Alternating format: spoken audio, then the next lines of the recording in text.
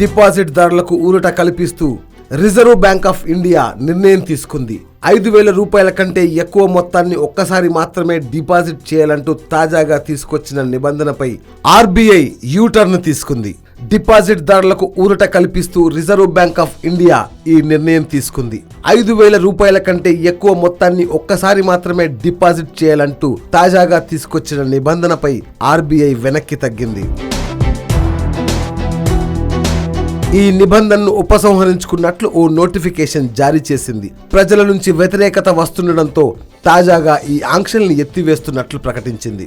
5,000 రూపాయల కంటే ఎక్కువ మొత్తంలో డిపాజిట్ చేస్తే తగిన ఆధారాలు చూపించాలంటూ ఈ నెల 19న ఆర్బీఐ ఓ సర్క్యులర్ జారీ చేసిన సంగతి తెలిసిందే. ప్రస్తుతం ఈ నిబంధన ఎత్తివేతతో డిసెంబర్ 30 వరకు ఎంత మొత్తంలోనైనా డిపాజిట్ చేసుకునే అవకాశం కల్పిస్తోంది. పెద్ద మొత్తంలో ఒకేసారి డిపాజిట్ చేసే అవకాశం ఇచ్చినప్పటికీ కేవైసీ పత్రాలు ఉంటేనే తీసుకోవాలని, లేదంటే కేవలం 50,000 మాత్రమే డిపాజిట్ చేసుకోవాలని కూడా ఆర్బీఐ బ్యాంకులను ఆదేశించింది. అయితే ప్రస్తుతం కేవైసీ నిబంధనపై కూడా ఆర్బీఐ ఆంక్షలు ఎత్తివేసింది. Yo-yo news, Hyderabad.